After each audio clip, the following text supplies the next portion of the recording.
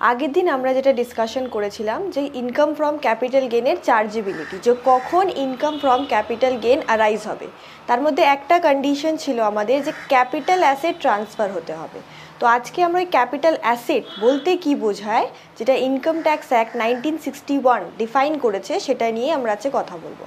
তো capital asset as per section 2 clause 14 বলা আছে, property of any kind, movable or immovable, tangible or intangible, held by the assessee whether or not connected with the business or profession।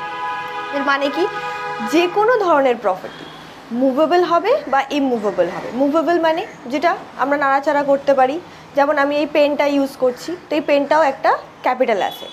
Immovable যেমন land, building. Tangible, movable ইমুভেবলের মধ্যে আসে। আর intangible যেমন ধরো ডিম্যাটেরিয়ালাইজ shares, এগুলো হতে পারে ইনট্যাঞ্জেবলের মধ্যে। যেটা অ্যাসেসি হেল্ড করে থাকে সেটা বিজনেসের সাথে কানেক্টেড হতেও পারে, নাও হতে পারে।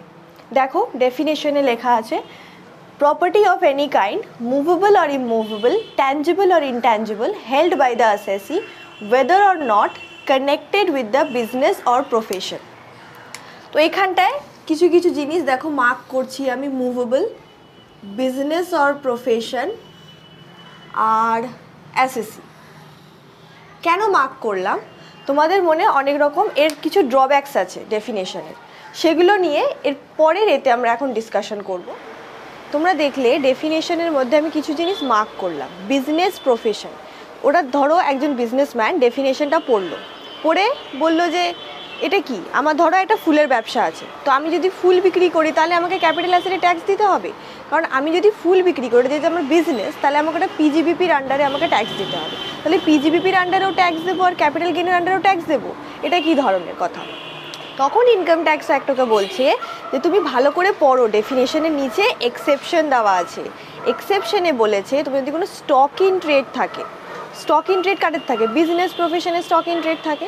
ধরো তোমার ফুলের ব্যবসা, তোমার ফুলের ব্যবসা, তোমার ফুল কি, তোমার স্টক ইন ট্রেড, তো ওটা তোমার ক্যাপিটাল অ্যাসেট বলে গণ্য করা হবে না, ওটা একটা এক্সেপশন। তাহলে স্টক ইন ট্রেড হচ্ছে কোনো ক্যাপিটাল অ্যাসেট নয়। নেক্সট আমি বললাম মার্কার পেন আমি যেটা ইউজ করছি এটা, বা ধরো আমার বাড়িতে একটা টিভি আছে, আমি টিভিটা বিক্রি করতে গেলাম, টিভি বিক্রি করে আমি যে টাকাটা পাবো সেটা নিয়ে আমাকে ট্যাক্স দিতে হবে। আমি গিয়ে বললাম ইনকাম ট্যাক্স অফিসে, ওরা বললো না, তাহলে করে পড়ো, দেখো ওখানে আছে পার্সোনাল ইফেক্টস। যে কোনো ধরনের মুভেবল প্রপার্টি যেটা অ্যাসেসি নিজের পার্সোনাল ইউজের জন্য ব্যবহার করছে, সেটাকে ক্যাপিটাল অ্যাসেট বলে ধরা হবে না। এবার এর মধ্যেও পার্সোনাল ইফেক্টসেও কিছু এক্সেপশন আছে, মানে পার্সোনাল ইফেক্টসের মধ্যে তো আরও অনেক কিছু পড়ে। যেমন ধরো তোমার বাড়িতে কোনো জুয়েলারি আছে, জুয়েলারি থাকতে পারে, যে তোমার অর্নামেন্টস আছে, সোনার বাসন আছে, তারপরে তোমার সিলভারের বাসনপত্র আছে, তো এগুলোও কি তাহলে পার্সোনাল ইফেক্টসের মধ্যে পড়ে যায়? তখন ইনকাম ট্যাক্স বলছে না, পাঁচটা থেকে 6টা রকমের আছে যেটা তোমরা পার্সোনাল ইফেক্টসের আন্ডারে আনতে পারো না।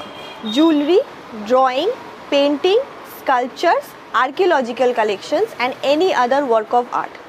জুয়েলারি আবার ওরা প্রপার ডিফাইন করেছে। জুয়েলারি মানে শুধু ওই অর্নামেন্টস ওগুলো নয়, যে কোনো ধরনের প্রিসিয়াস মেটাল যদি তার মধ্যে আটকানো থাকে, যদি কোনো অ্যাসেটের মধ্যে, তাহলে সেটাই আমরা জুয়েলারি বলে ধরবো। ধরো এই মার্কার পেনের মধ্যে আমি একটা ডায়মন্ড লাগিয়ে নিলাম, তাহলে এটাও হবে জুয়েলারির আন্ডারে, মানে এটাও আমরা ক্যাপিটাল অ্যাসেট হিসাবে ধরবো।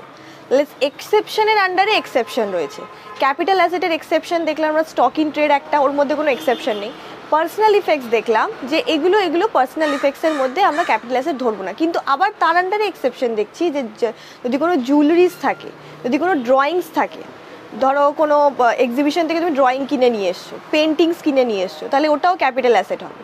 কোনো স্কাল্পচার কিনে নিয়ে এসছো, কোনো আর্কিওলজিক্যাল কালেকশন আছে তোমার বাড়িতে, বা any other work of art যদি থাকে, তাহলে এগুলো ক্যাপিটাল অ্যাসেটের আন্ডারে কনসিডার করা হবে। এছাড়াও আরও দুটো আছে, রুরাল এগ্রিকালচারাল ল্যান্ড আর কিছু স্পেসিফাইড গোল্ড বন্ডস, ওটা আমরা নেক্সট ভিডিওতে ডিসকাশন করব।